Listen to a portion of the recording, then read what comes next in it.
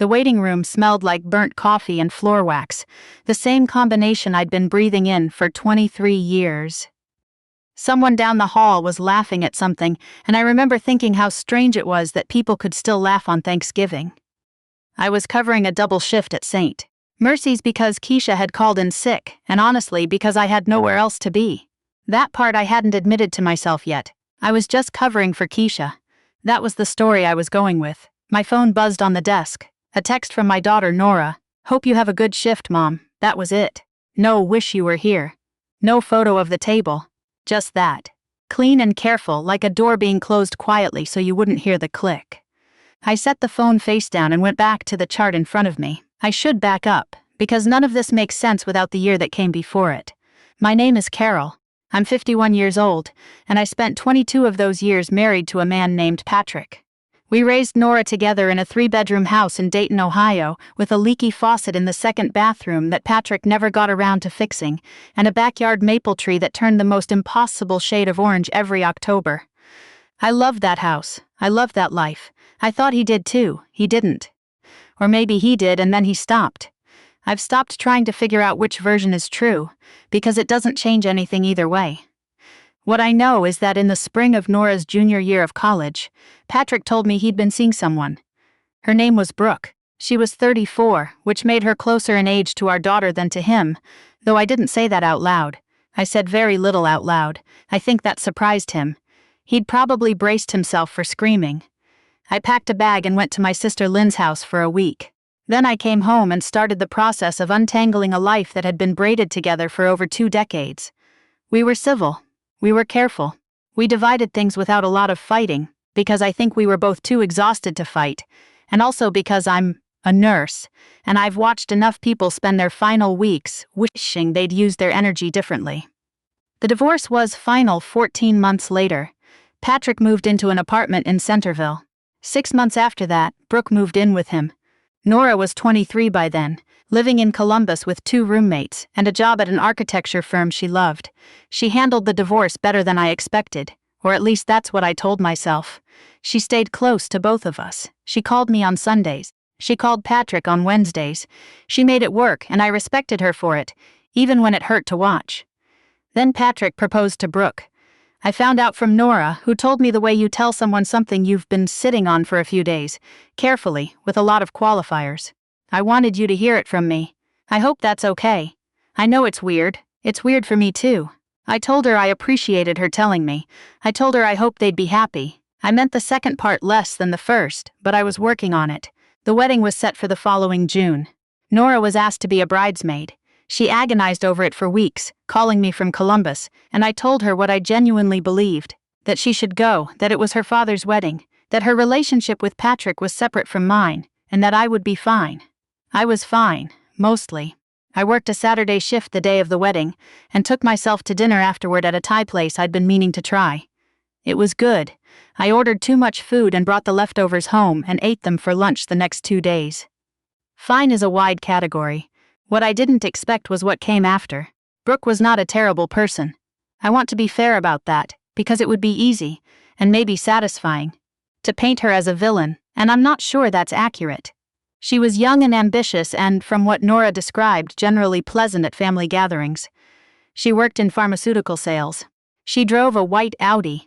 She had strong opinions about kitchen organization and apparently reorganized Patrick's entire pantry within the first month of moving in, which is either charming or alarming depending on your perspective.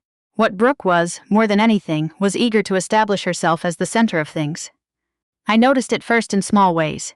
Nora stopped mentioning me as often in stories that involved her father. Holidays that had previously been split, Nora spending Christmas Eve with me, Christmas Day with Patrick, started getting renegotiated.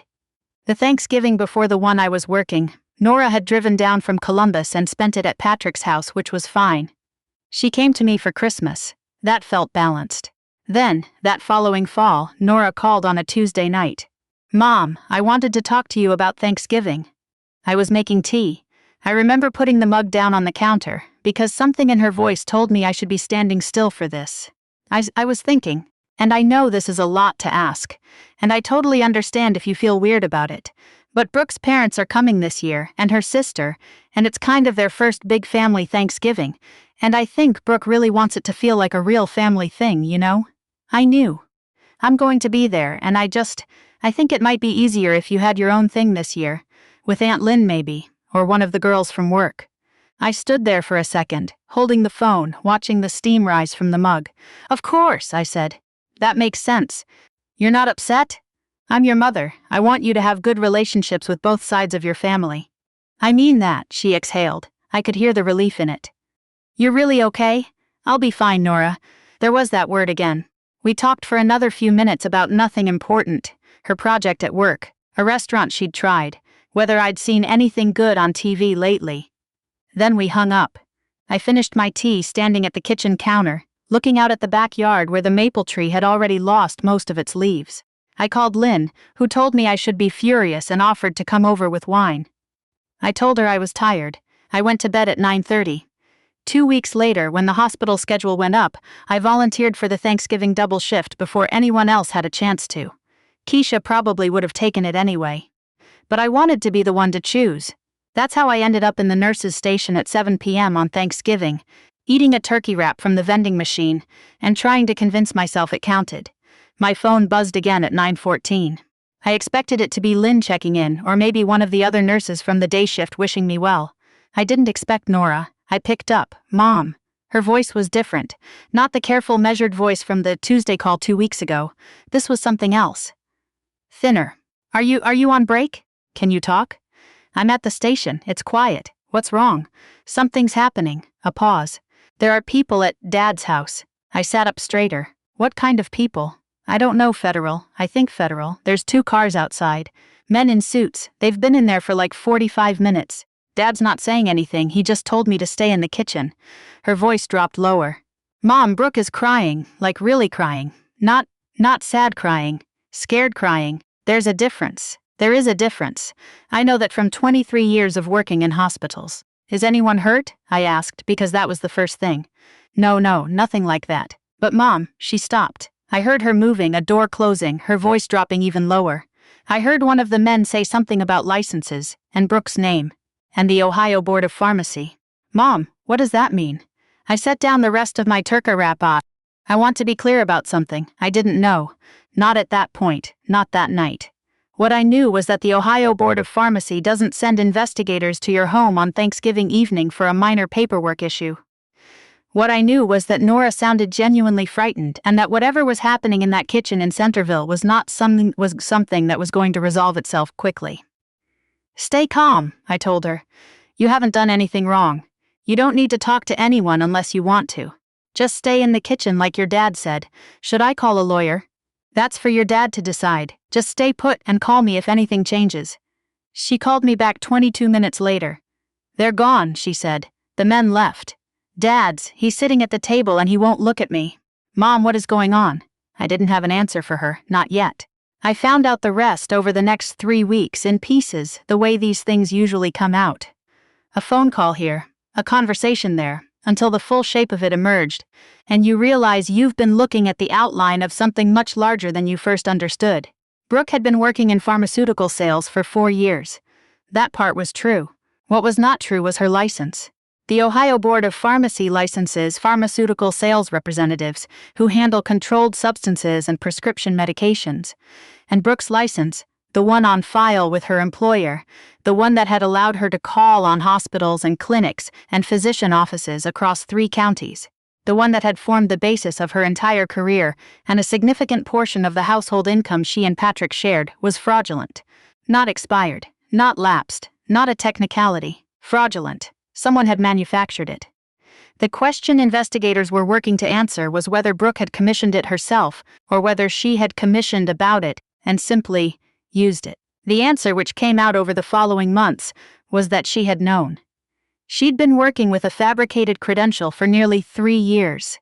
She had sold medications, to real medical providers, without the proper licensing in violation of federal and state law.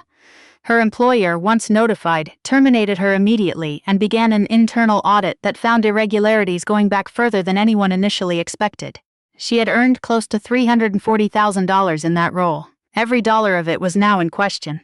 I'm a nurse. I've worked in healthcare for over 2 decades.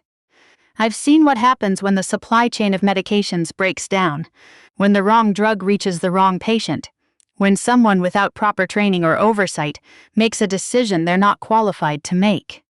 I take licensure seriously in a way that is probably difficult to explain to someone who works in a field where credentials are just paperwork. When I understood what Brooke had done, not just the fraud but the specific nature of it, the specific corner of the healthcare system she had been operating in illegally, I felt something cold settle in my chest that wasn't grief and wasn't anger. It was closer to professional horror. The kind you feel when you realize how many things could have gone wrong that didn't. I didn't say any of this to Nora. Not in those first weeks. What I said to Nora was, "How are you doing?" And she said, "I don't know." And I said, "That's okay. You don't have to know yet." Patrick called me in December. We hadn't spoken directly. Not a real conversation, just logistical texts about Nora's Christmas plans. Since the previous spring. Hearing his voice was strange, the way familiar things become strange when enough time has passed. "Carol." He sounded tired in a way I recognized. The deep bottom of the well tired that sets in when you've been fighting something for weeks. "Patrick." A pause. "You know what's happening. Nora told me what she could. I need you to understand something." He stopped. Started again. "I knew about the license." I sat down on the couch. "Not at first," he said quickly. "I didn't know when she and I started seeing each other. I didn't know when she moved in. I found out about 8 months ago. She told me there had been a problem with the renewal, that she was handling it, that it was temporary. I believed her. Or I told myself I believed her." He was quiet for a moment. "I didn't ask enough questions, I know that. Why are you telling me this?" "Because Nora is going to find out. The investigators are going to want to talk to people who were in the house, and Nora is going to find out that I knew, and I didn't stop it. And I wanted—" He stopped. "I don't know what I wanted. I think I just couldn't tell anyone else." I thought about the 22 years, the leaky faucet, the maple tree. The way he used to fall asleep in front of the TV on Sunday evenings with his hand still loosely holding the remote. "You need a lawyer, Patrick," I said. "A good one. Not for Brooke, for you I know, and you need to talk to Nora before she hears it from someone else. I know that too." We were quiet for a second. "I'm sorry," he said, "for all of it. The whole thing." "I know," I said. And then, because it was true, "I'm sorry for the parts that were mine too." We hung up. I sat on the couch for a while without turning any lights on. Outside, the neighbors 2 houses down had Christmas lights up already, blinking red and white against the dark. The legal process took the better part of a year. Brooke was charged with fraud and misrepresentation under Ohio law, as well as related federal charges connected to the interstate nature of her sales territory. Her attorney negotiated a plea arrangement. She was sentenced to 27 months in federal prison and ordered to make restitution of the earnings received during the period of fraudulent licensure, a figure that, after the audit was complete, came to just over $280,000. Patrick was not charged. His attorney was able to establish that he had no direct involvement in the fraud itself, and that his knowledge of the licensing issue had not extended to active concealment or financial benefit. He was, however, named in the civil suit brought by Brooke's former employer, and the settlement of that suit cost him significantly. I don't know the exact figure, and it's not my business to know. He sold the house in Centerville. He's renting an apartment now, somewhere near the university. Nora found out that Patrick had known about the license the same way he'd warned me she would. From an investigator, during a voluntary interview she'd agreed to give. She called me that night from Columbus, and I could hear in her voice that something had shifted, some arrangement of things she'd believed to be fixed and permanent had quietly come apart. "I keep thinking about Thanksgiving," she said. I keep thinking about asking you not to come. And you just said okay. You didn't fight me on it, you didn't make me feel guilty about it, you just said okay and you went and worked a double shift on Thanksgiving by yourself." Her voice cracked. "Mom, I'm so sorry, Nora. I was so worried about making Brooke comfortable. I didn't even—" "Hey," I kept my voice steady. "You were trying to love both of your parents well. That's not something you need to apologize for. You didn't know. You didn't know either, and you were so decent about all of it." I didn't tell her how many nights I'd stood in the kitchen after she'd called, holding a cold cup of tea, working to find the decent thing and do it anyway. That's not a story she needed to carry. You've always been the best thing about everything, I told her instead. That was true before any of this happened, and it's still true. She cried for a little while. I let her. Christmas that year was at my house. Just the two of us, plus Lynn and her husband, plus Lynn's youngest who was 8, and had recently become passionate about dinosaurs, and insisted on telling me everything he knew about the Cretaceous period over the course of approximately 4 hours. I learned things. I made my grandmother's green bean casserole and burned the rolls, slightly, and nobody complained. And after dinner, Nora and I sat on the back porch with blankets and wine, even though it was 34 degrees, because we've always done our best, talking in the cold. Can I ask you something? She said. Sure. Were you angry? Like, actually angry? At me for the Thanksgiving thing? I thought about it. The honest version. For about a day, I said. Then I was sad. Then I was mostly just tired and trying to figure out how to be okay. She nodded, looked out at the backyard. The maple tree was bare, all its branches against the gray December sky. And now? Now I'm sitting on my own porch with my daughter and a glass of wine that's getting colder by the second, and your cousin is inside explaining to your uncle why tea. Rex's arms were not actually useless, and I burned the rolls a little, but everyone ate them anyway. I looked at her. I'm good, Nora. I'm genuinely good. She leaned her head against my shoulder. I love you. I love you too. We sat out there until the wine was gone and the cold finally drove us inside, and Lynn had somehow lost the argument about tea. Rex's arms and the rolls were all gone, and the lights on the tree in the corner were the same cheap strand I'd bought at Target 9 years ago and kept reusing because they still worked, and I couldn't bring myself to throw out some things that still worked. That was a good night. I want to remember it correctly, so I'm being careful to write it down the way it actually was. Not as a triumph, not as a recovery, just as a quiet night in December that was warm and ordinary and enough. People sometimes ask me, not many, but some, the ones who know the full story, whether I feel like I got justice, whether it feels good that things turned out the way they did. I always have to think about that for a second, because the honest answer is more complicated than yes. What I feel is this: I didn't do anything. I want to be clear about that. I didn't make any calls, I didn't talk to any investigators, I didn't engineer anything or strategize anything or wait for my moment. I went to work on Thanksgiving, and I answered my daughter's phone call, and I told Patrick he needed a lawyer, and I told Nora to stay in the kitchen. That's the whole list of things I did. What happened because of choices Brooke made, and choices Patrick made, and the slow, inevitable mechanics of what happens when you build something on a foundation that isn't real. The other thing I'll say is that what I lost is not nothing. 22 years, a version of my life I thought I understood. The particular way a family gets arranged around one table on Thanksgiving, the people who belong there and the order they sit in, and the running jokes about who burns what, and who always forgets to bring ice. That's gone.